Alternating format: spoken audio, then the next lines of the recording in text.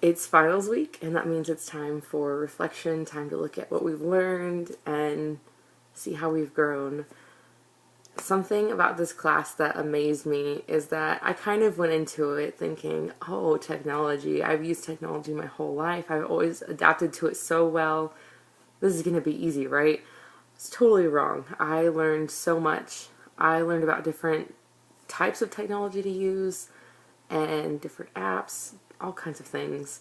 I've never used an iPad before this class, so that was quite the learning curve for me. I've worked in a school and I got to see students use laptop, or not just laptops, but iPads. Laptops are not so complicated because they're Windows and we've used Windows forever. But when you have never used an iPad and a student comes up to you and says, hey, can you fix this? And you've never touched one, it's so difficult to help them. So I learned quite a bit. I didn't think it was going to be as difficult as it was, but that's okay. I learned more and I think it'll stick because it was so difficult. Some of the things that I really loved about this class were learning about podcasts. I've always loved podcasts. My dad got me into one called Science Versus. So seeing that there's podcasts for teachers was really cool. I liked the Tech Edge podcast. There are more things than just like app tutorials. They talk about all kinds of technology you can use in the classroom, and it's really cool for me because I think not knowing how to use the iPad, it's great to see tutorials so that I can learn how to use it and then I can effectively teach my students. I also really liked Vicki Davis's. I reviewed her blog, and listening to her podcasts were really great. She has one every day of the week, Monday through Friday, and they're only 10 minutes. It's so easy to squeeze in your day. And I really liked Motivational Mondays. I can just see myself listening to it, getting ready to go to school Monday morning. I'm pumped up, and then it's going to make my day better, and I just can't even think of a better way to get ready than to hear another teacher inspire you. I also think that it's something I can squeeze in at the end of the day if I'm just grading papers or I'm sitting at my desk finishing some stuff up for the day. Just turn one of those on and listen while I'm getting other things done, and I can enhance my learning and be able to help my students better. I feel like I'm more inspired to use technology in my class. Yeah, I used technology when I was in school, and I've seen kids use it now, but there are so much more avenues than there were when I was even going to school. I didn't have an iPad. My cousin is currently going to the same high school I went to, and he's using an iPad, so it's kind of cool to see how it's advanced. But knowing that means that I need to be on board with learning technology and integrating it in my classroom as it comes up, because technology is the future. I spent so much time doing projects in this class. I didn't even think it would ever take me that long. When I was in school, I put a PowerPoint together in like less than 30 minutes. But I did a picto chart a couple weeks ago, and that took me several hours to do. But by doing that, I learned that I put so much thought into it. I had to really know what I was doing, know what the subject was in order to make the chart. And I think that as a teacher, I can use that for my students, because then they have to use more knowledge. They're at a higher level of thinking, and by putting more effort into it, they're going to be more proud of it, and they're going to want to share it, and when they share it with somebody else, they're going to get so excited, and they're going to remember it. The most memorable projects I ever did in school were the ones that I got super excited about. I put so much effort and thought into. I can still remember several of them. Something that I also loved was doing the note card confessions.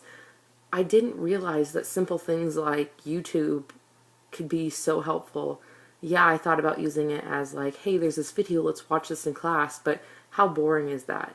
If you create your own note card confession for a book, like I did The Great Gatsby, you're more likely to remember it, and it's easy to share with others. The thing I didn't realize is that my knowledge up to this point has been how do you teach science? Because science is my emphasis. I've taken so many science classes. I'm constantly thinking about how to add science into my classroom. How can I do different things? And I had considered using technology because of STEM, but with this, especially the note card confessions, you can use it for any subject. You can have them research an inventor or somebody who's famous from history, or you can use it for books, or if they're writing a story, they can, instead of just write a story down, they can create a note card confession and tell the story themselves. It's so simple that I didn't even think about it. I overlooked it almost. I think using technology in the class is going to be super important because technology is advancing always, and in order to be successful later in life, you've got to be able to stick with it and be able to adapt. I can't even think of how many job interviews I've been asked, how well can I use certain applications on the computer, or what's my word per minute when I type. These kind of things are going to be what our students need to know.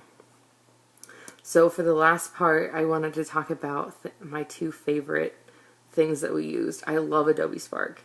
I'd used it before and I didn't really get into depth with it, so I liked it before just because it was simple, it was easy to learn, but this time I really loved it. I made a video and I also made a page, and I didn't even realize how cool those pages are. Those would be great for your substitute teachers. It's got all of your resources listed. It's got videos. You can attach anything you want to it. And it's so easy. Your substitute teacher wouldn't even need a lesson plan, really. They could just look at it and walk through it and be able to pull up everything they need. You don't have to worry about, do they have links for every little thing, because it's all there. I spent a lot of time doing that, and I'm actually really proud of that one. That's one of the assignments I took to my dad and I was like, look at this. This is so cool. And I can just see either using it for projects for my students or using it for a substitute plan. And my second favorite was the Instagram. This is definitely an app I overlooked. I know it's really popular just like Twitter, and I haven't really hopped on that bandwagon, so using it in this class and realizing that as a teacher it can be super helpful, I think was really important for me.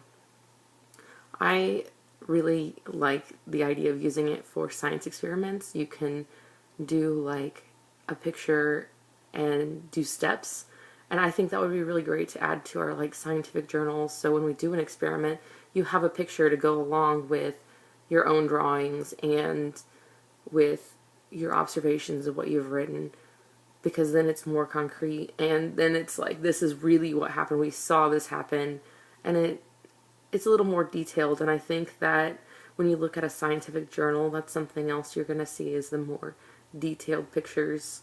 So getting my students acclimated to that at a young age is going to be super helpful.